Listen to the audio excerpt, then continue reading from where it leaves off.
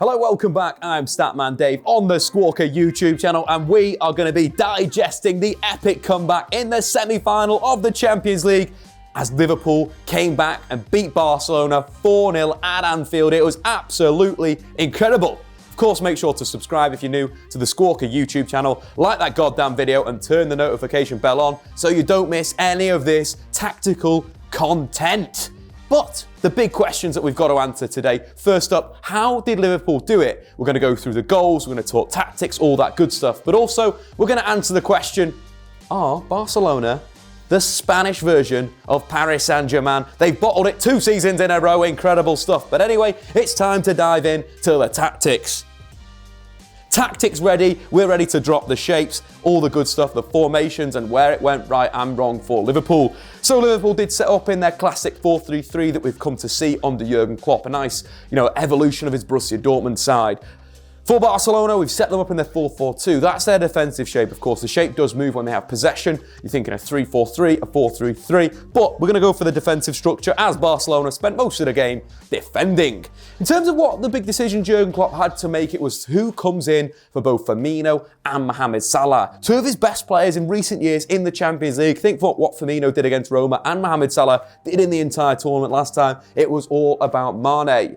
Mane was absolutely incredible. Tactically, though, coming in for those 2 players, of course, Divock Origi played as a centre-forward and Shaqiri was moved on the right-hand side. When you expect Mohamed Salah to play for Liverpool on this right wing, he plays quite high, plays in between the space between the fullback and the centre-half. What was quite interesting for Jurgen Klopp, what I thought he got so right against Barcelona, was switching that up, allowing Shaqiri to be a little bit deeper on the right and Mane pretty much playing on the last man. Mane came up absolutely clutch for Liverpool, was incredible in the press, worked so hard and consistently ran in behind. There was instances where, the likes of Lionel Messi got on the ball, running at the Barcelona defence, crowded out by someone like a James Milner. The ball would instantly go up to Mane and chances would come through that method. And it was good stuff from Liverpool and Jurgen Klopp. Not only to allow someone like a Mane to sit on the counter-attack, but deal with the problem of not having one of his best players there. Incredible stuff. The other side as well, tactically what I liked about about Liverpool, was how Origi positioned himself. What Origi did so well was he sort of stood on Gerard Piqué, and then what he'd do is he'd move off Gerard Piqué, draw Gerard Piqué into midfield. What this meant for Liverpool was that the space in between Barcelona's fullback and the other centre-back in Longley was absolutely huge. The space in between these guys, absolutely massive in that central area. It was really good from Origi, who had a great game, of course, the goals, but what was more important, tactically open up that space for Mane. Other big things for Liverpool, as we do know under Jurgen Klopp, they were hitting the balls to the channels. It was a constant thing. The ball would go to fullback, and then the fullback would look up and look to hit the ball into the channels behind Barcelona's fullbacks, turning them and then counter-pressing. It was so important to get Liverpool on that front foot. As soon as that ball was played, one of the forwards would go, and the counter-press would start. So important in beating Barcelona is being aggressive when they've got the ball deep in midfield. But not only that, the counter-press, the positioning of Mane on that left-hand side as almost a poacher running into the box. The big thing that we've also got to talk about in terms of their shape was the midfield runners were absolutely fantastic. First up, Jordan Henderson in that first half was great. One big thing that I've always looked at this Barcelona team and said is they can't deal with midfield runners. They can't deal with the pressure if you press them high, but also they can't deal with runners running ahead of them. And that's the interesting side of the first goal that Liverpool scored. It was a long ball out of the back. Again, I think Mane was in the central area. There was a lot of rotation in positions. Origi was out wide. The ball was sort of dropped into the fullback zone, dropped in there. Mane wins the second ball. And then Henderson onto the ball like an absolute rocket, attacks the penalty area. The shot comes in on goal, save, drops to Origi, and then Origi puts the ball into the back of the net. But the big thing there is that's the sort of consequence of what Liverpool were doing, hitting the channels, looking to counter-press and then scoring goals. But the movement they couldn't deal with. Jordan Henderson in that first half was absolutely fantastic.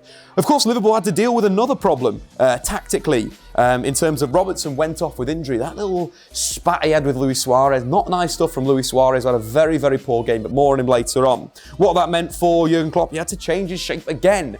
This is the incredible thing with Jurgen Klopp. He's probably lost his best, left back. He's lost his best right winger and his best striker. Simply wins the game. An incredible 4-0 win. James Milner had to move to fullback. Wijnaldum was brought on for Robertson, who had to go off injured. And then the game opened up even more. the big thing in this situation for beating Barcelona is creating in these wide areas. It's creating at fullback. It's crossing from these zones. Barcelona put no pressure on the ball on the Valverde in the wide areas. Whether it's the left-hand side or the right-hand side, that is the problem. But you combine that with the midfield runners, as we mentioned before. Wijnaldum getting into the penalty area and putting himself in that zone to score was so important. Of course, it did come from Trent Alexander-Arnold being an absolute incredible player in that final third. The play came down. Jordi Alba looked to clear, was robbed by Trent Alexander-Arnold, comes on the overlap, and then the cutback. But the importance here is that the defenders were cleared out. Origi and Mane had cleared out the defenders, which meant the cutback that was slightly deflected was completely on. Wijnaldum making that late run to the edge of the box, and of course a cracking finish to give Liverpool that second goal in the game. So that left-hand side, the right-hand side, where you create for Liverpool. In the interesting side there, Barcelona, no pressure on the football, poor stuff from them. But if we take the other hand of the other side of the pitch with James Milner and Shaqiri, the interesting side of the next goal that we're going to discuss right now is the positioning and the rotation of how everything moves for Liverpool. Because in that sort of instance in the game, in fact, Mane, I think, was on the right-hand side, Shaqiri was on the left-hand side, combining with James Milner. But we mentioned it again, that left-hand side, the combination play between those two players, Milner combining with Shaqiri, and then Shaqiri looking for the cross, but the header was absolutely fantastic. Again, good stuff from the Liverpool set forwards, pulling them out, then Wijnaldum appearing, and that header that went in, absolutely incredible. But all sort of comes from a lot of those sort of principles we're talking about, creating from the wide areas, putting crosses into the box, and then the movement from midfield. Barcelona simply could not deal with that. At wing-back, that's where they created. The crosses that came in from Milner, the crosses came in from Trent, very, very important in this victory, but also the movement and the counter-pressing, as we mentioned before, for Liverpool. Let's now move on to talk about the goal that won the game, the quick thinking from Trent Alexander-Arnold. Absolutely loved it. Again, Trent Alexander-Arnold, incredible. He's got 7 assists in his last 8 games for Liverpool, really coming up clutch in the key moments. And the quick thinking, getting Barcelona unorganised, of course, from the corner, came from Trent carrying the football into the final third. Some really smart play again from the England fullback. Waiting for the right moment to take on Jordi Alba. The low cross comes in, bounces out for a corner. But as soon as that goes down, you're thinking, Liverpool take their time here, get their bodies forward, but that wasn't the case for them. Instantly grabs the ball, that sort of authority, that captain mentality that this lad's got at 20 years old, steps up, near post ball comes in, and I think Origi, PK was in there as well. Origi just gets something on it on the half volley, flies in, Liverpool 4-0 up. But creating from wing-back, the smart, quick thinking from Trent Alexander-Arnold. His game by numbers, absolutely incredible against Barcelona. Won 100% of his aerial duels, 11 ball recoveries, 4 interceptions, 4 accurate long passes, 2 chances created, 2 shots and 1 assist. Of course, the other goal that he kind of created with that lovely bit of the interception, high pressure up the pitch, and then low cross was deflected. So unfortunately, I had to rule that one out. But anyway, guys, we've got to finish off by the last person we want to talk about in this game, and I don't think we've got to look past it. Alisson was signed for a world record fee in goal for Liverpool, and arguably was part of this, winning the game for them. You're thinking the save on Jordi Alba, the save on Luis Suarez, and the save on Lionel Messi. 1v1, incredible goalkeeper. It's a big thing. You look at Liverpool last season in the final, Karius makes a mistake, costs Liverpool the final.